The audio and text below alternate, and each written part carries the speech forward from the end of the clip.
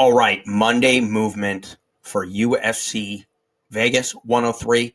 We're going to run through these real fast, but give you in-depth analysis and give you the bets, the initial bets that we are placing on these fights because we got to get to some of these lines early. There is a ton of value on this card with the opening lines. So let's jump right into it. I'm going to go into only the ones that I have bets on. We can talk about others if they come up, but here we go. Danny Silva, Lucas Almeida. We got Lucas Almeida at a plus 160. It's currently at a plus 155, down to a plus 146 here in other areas. I have him at a 58% chance of winning. I have him higher on my advanced metrics, more UFC experience, and I don't see that Danny Silva has beat anyone in the UFC that warrants a minus 180 price tag. I see a 50-50, and I'd still lean Almeida. I think he wins this fight. I think the fact that we're getting plus 160 is a steal. So we're going 2 units on Lucas Almeida at plus 160. Next one here, Luana Carolina versus Montana De La Rosa. I have Luana Carolina capped at a 65%. Higher metrics. Stylistically, I like the matchup. She's shown good takedown defense recently, and I think she can style on Montana De La Rosa. But who cares what I think? Look at the metrics. Higher rated. We have her at a 65% chance of winning this fight, and we're getting a minus 135. I think that line probably goes up, but I have only put 1.5 units on it in the case that it goes down, because I would put another 1.5 on Luana Carolina if we can get anything close to even money on her. But there you go, 1.5 units at minus 135.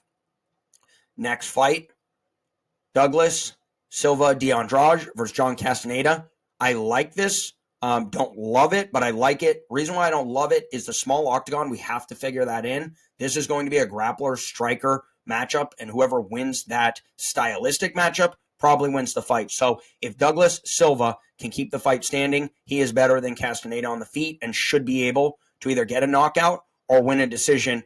If Castaneda can wrestle him the entire fight, beat him up on the ground, then we lose. So I have a unit at plus 195 on Douglas Silva de Andrade. It's showing value. It shows him about even. So give me that plus money all day to the bank. Next one is my biggest bet of the night in terms of payout. This is Sam Patterson. Took him at a plus 180. Grabbed him again at a plus 260. A unit on both of those. So we got 2 units at a hybrid line of plus 270. To me, this should be closer to 50-50. My metric shows Sam Patterson should be favored. He's got more experience in the UFC. He's done well recently. And Danny Barlow, this to me is public all day long. It's all about the visual. He has just been an absolute beast on the feet, but won a split decision in his last fight as a huge favorite. We can take a look at that here. He had Nikolai Veretenokov, and he was a minus 400. He wins a split decision. I think we all thought that was going to be a knockout.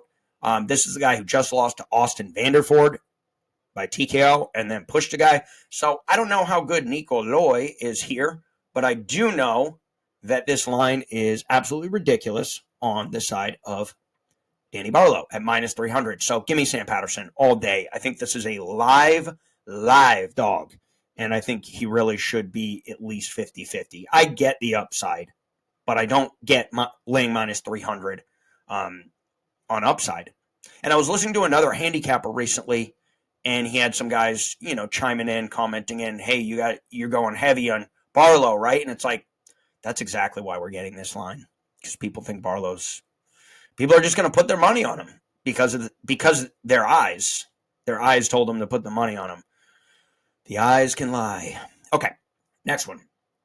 Nasrat Haqparast versus Esteban Ribovic. I saw this fight and I said, Ribovic might be a minus 130, might be a minus 150. Haqparast could be favored a little bit with his experience. Nope. Gave me a plus 230. Thank you very much. Took it at plus 230. Took it at plus 210. Hybrid, plus 220. We have 2 units at plus 220 on Nasrat Haqparast. This should be 50-50. This one and Sam Patterson. One of these is going to win for sure, and I think both could. But I really do believe in that, and I think the time is now. Because if you're putting Esteban Ribovic in a parlay at minus 250 against a seasoned UFC veteran like Haqparast, good luck. Okay, last fight of the night. We have Azu Almabayev at plus 195. That line has moved up to plus 205. I only put a unit on it for this reason.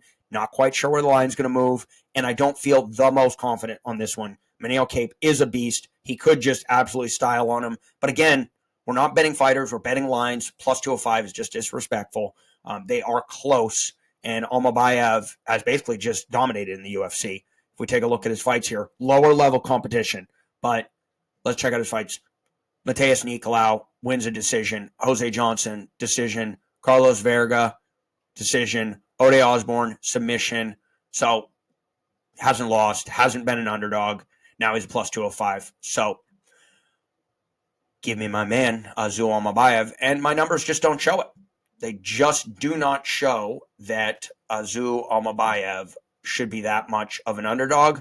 I currently have Azu Almabayev 48%, and that's based on advanced metrics being very close on Manel Cape. So this should be closer to 50-50, but it's tough. Sometimes the numbers come out, and I'm like, really? Okay. Well, we're betting numbers. We're using advanced analytics, and I guess that's the beautiful thing about it. It can put your mind in a different perspective and can push you and have you look at a fight that maybe you weren't going to consider before. So 1 unit on Azu Almabayev at plus 195. Probably will add another unit up and, seeing where this line ends up. I'd like to get like a plus 225. I think we could get there. I think Manel Cape will be in everybody's parlay. So there you go, Almabayev. I'm going to have a review of all the bets that we've placed so far above me here. We're just going to run, you can just check them out, screenshot them, place your bets, get them in now. I do believe that a lot of these, the lines could get worse. Some of them, they could get better. So use the judgment. I would say for sure Almabayev is going to get better. But in the off chance the sharps beat him out, I put a unit on it.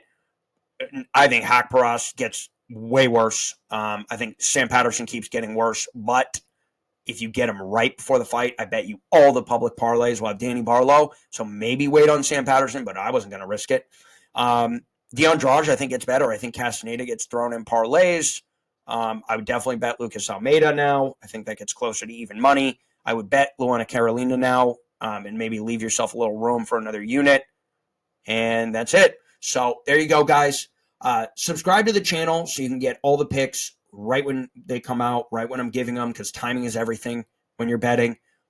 Like this video so more people can reach it. And comment if you're rolling with me on the video.